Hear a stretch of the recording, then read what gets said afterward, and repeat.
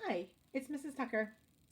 Okay, so yesterday we read through our Helen Keller story, and if you wanted to listen to it again before we get started today, that might not be a bad idea because what we're doing today is we're actually going to go through the story and we are going to answer the questions using our reader's notebook. So today you're going to need to have your reader's notebook with you and a pencil or something to write with because we're going to be working on pages 207, 207, and 208. 208 in our reader's notebook. And so what I'll do is I will show you the reader's notebook page and then I'll hold up the book page that it wants you to look at to help you answer the questions, okay? And what we're doing for this activity is we're helping Helen Keller make a speech.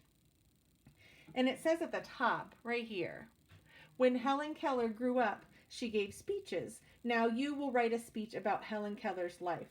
So this will help us show that we understood what was going on in the Helen Keller story, okay? So the first question, it's asking us right here to read page 475. And then we're going to answer the question, what was it like for Helen Keller to grow up blind and deaf? So let me bring page 475 up here for you. Bear with me as I get it lined up so that you can see it, and I'll read the page for you. Okay. Helen could not see her family's milking cow, but she liked touching it. Helen Keller had been blind and deaf for most of her life. The only way she knew the world was by touch, taste, and smell. Helen was born in 1880 in Tuscumbia, Alabama. When she was just a baby, she became very sick. The illness took away her sight and hearing. Helen could not hear her brother's laughter or her mother's voice. She could not see her father's smile or the pretty flowers outside her window. For Helen, there was only silence and gray darkness. Now, we need to answer this question right here. It says, what was it like for Helen Keller to grow up blind and deaf? And if you need to, you can pause right here, go back a little bit in the video so that you can look at the page to help yourself write the answer. What was it like for Helen Keller to grow up blind and deaf? Now, for the next question. Right here, it's asking us to read pages 476 to 477. So we will have 2 pages to read. And then we're going to answer the question, what problems did Helen Keller have? So as I'm reading through pages 476 and 477, you can be thinking about what kind of problems did Helen Keller have? Okay, so let me get 476 up here for us so that we can see it right here. It says, to learn to speak, children need to hear words. But Helen could not hear anything, so she could not speak. Instead, she made motions. When she wanted her mother, she put her hand against her face. When she wanted her father, she made the motion of putting on a pair of glasses. When she was hungry, she pretended to slice and butter bread. Now on the next page it says, Helen knew she was different from the rest of her family. They moved their lips when they wanted things. Sometimes Helen stood between 2 people as they talked. She held her hands to their lips. Then she tried moving her own lips, but still no one understood her. Now, you're going to answer this question. What problems did Helen Keller have? If you need to, go back a little bit in the video to look at those 2 pages we just read. I want you to find some things in the reading that tell you what problems did Helen Keller have. Now, for the third question, it's asking us to read pages 482 and 480 through 485. So 482 through 485. How did Helen learn to communicate? So that's 4 pages that I'm going to read there.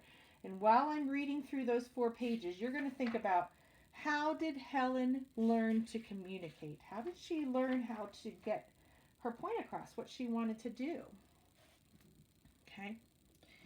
Here's 482. It says, still, whoops, let me make it a little bit smaller here. Still, Annie did not give up. Little by little, Helen learned to trust her new teacher. Annie began to teach Helen about words. She spelled words using her fingers. Her hand formed a different shape for each letter. She pressed each shape into Helen's hand. When she gave Helen some cake, she spelled Cake into Helen's palm.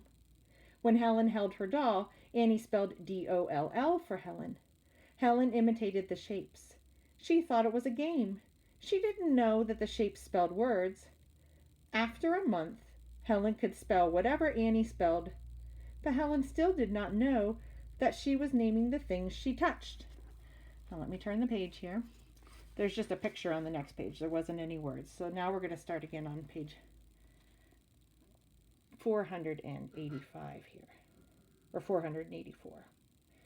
Okay. One day, Helen and Annie walked to the well house. Someone was pumping water. Annie pushed Helen's hand into the rushing water. Helen felt the cool water on one hand. She felt her teacher's finger spelling Water into her other hand. Over and over, Annie spelled the word. Suddenly, Helen stood very still. All at once, she understood. The liquid flowing over her hand had a name. It was Water. There we go. Next page. Ooh, this one's a little bit bigger. Let me zoom out a little bit on the screen here. Okay. All right. Everything had a name. Helen wanted to learn them all. She ran from one thing to another. Annie spelled the name of everything Helen touched.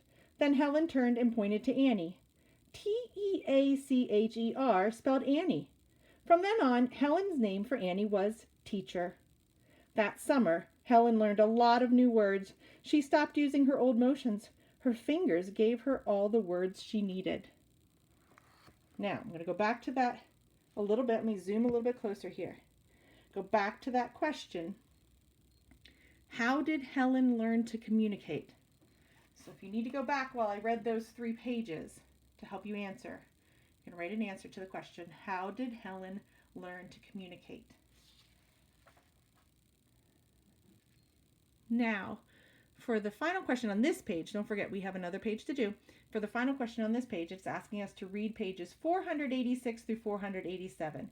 And we're going to talk about what other ways did Helen learn? Okay, so think about the different ways other than Annie spelling the letters into her hand. What was another way that Helen learned things? Here's 486. Annie did not teach Helen words at one time. She talked to her in full sentences. That way, Helen learned more than just new words. She learned new ideas. Helen and Annie took long walks through the woods and along the river. Annie gave Helen lessons on the walks. She showed Helen how seeds sprout and plants grow. She made mountains out of mud and taught Helen about volcanoes.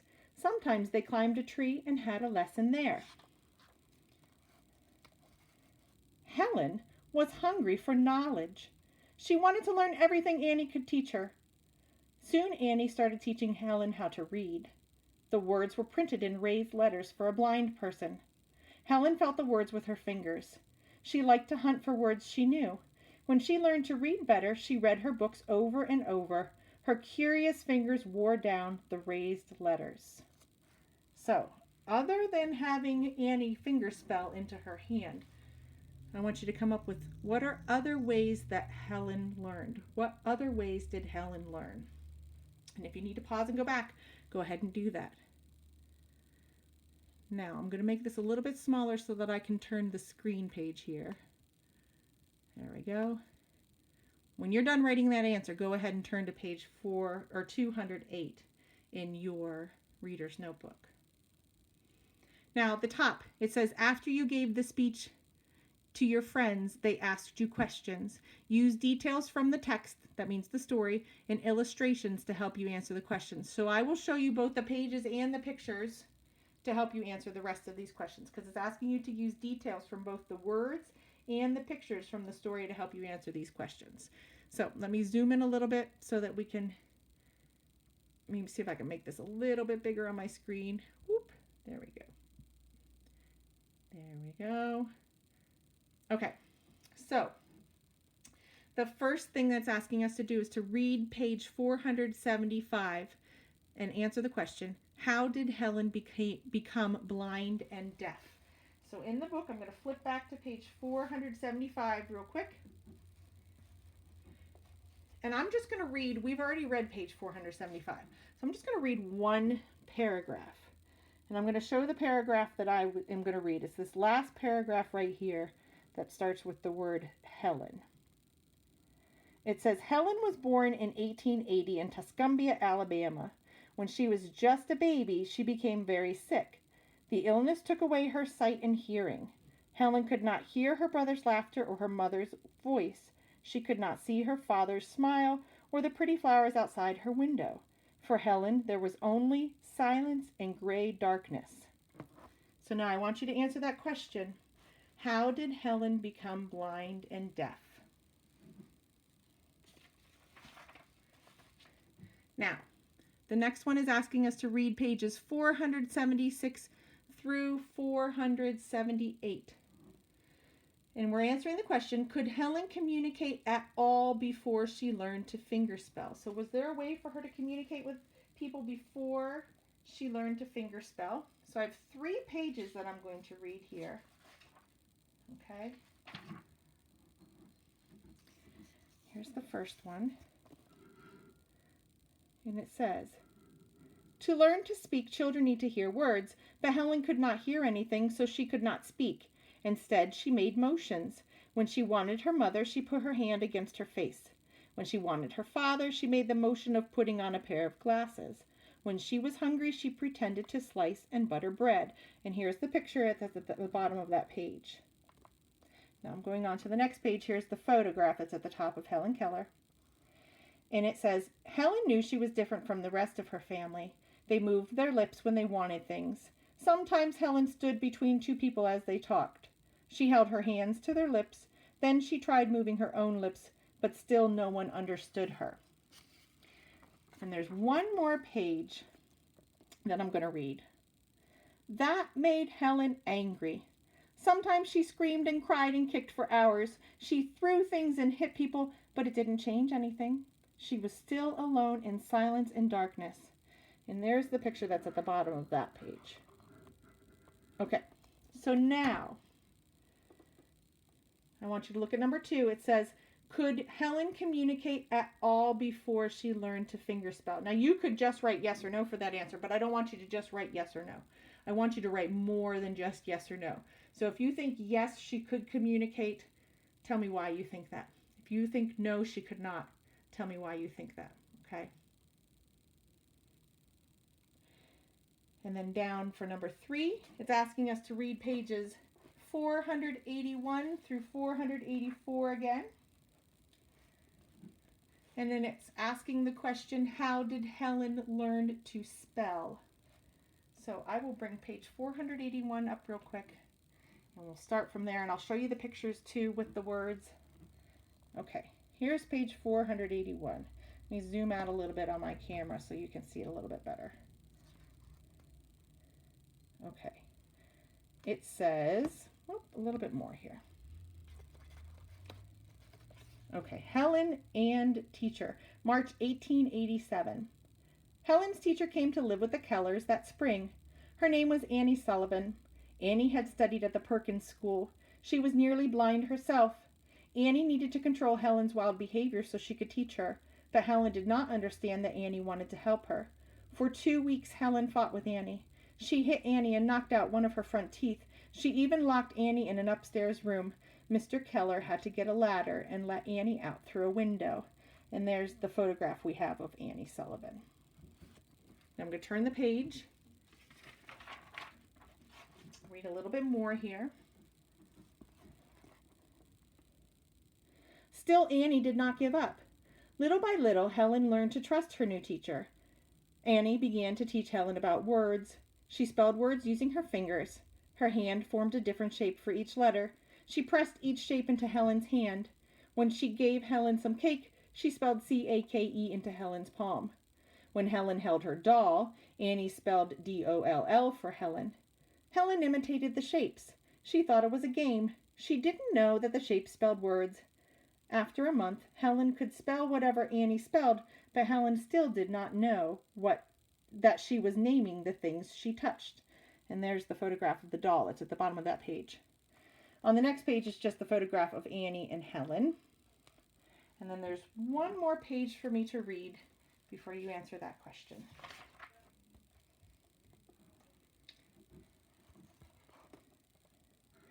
One day, Helen and Annie walked to the well house. Someone was pumping water. Annie pushed Helen's hand into the rushing water. Helen felt the cool water on one hand. She felt her teacher's fingers spelling W-A-T-E-R into her other hand. Over and over, Annie spelled the word. Suddenly, Helen stood very still. All at once she understood. The liquid flowing over her hand had a name. It was W-A-T-E-R. And the picture that's on that page kind of goes for 2 pages here. It's Helen and Annie at the well with the water. So now go back. Let me zoom this back in a little bit so we can see that question a little bit better. Now that we've read pages 481 through 484. How did Helen learn to spell? So there's more than one sentence for that answer. How did she learn to spell? And the very last question is asking us to read page 489. And it asks, how did Helen become so famous? So let me find page 489 here in our book. And I'll hold it up for you real quick. I'll show you the picture that comes right before it. This is the picture that comes right before it of Helen Keller. And page 489 says, Helen also learned to write. She wrote letters to her family and Dr. Bell. She wrote many letters to Mr. Anagus in Boston. Mr. Anagus was amazed by how much Helen had learned. He published some of Helen's letters. Reporters began to write about Helen. Soon she was famous. People all over the world wanted to know about the miracle girl, and Helen wanted to know all about the world. So now take a minute or two to answer that last question. How did Helen become so famous?